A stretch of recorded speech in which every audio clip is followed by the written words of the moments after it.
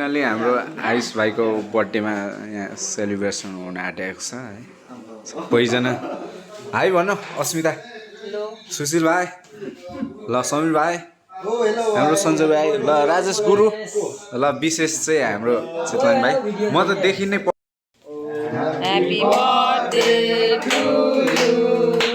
Happy birthday to you. Happy birthday to your Ayush. Happy birthday to you.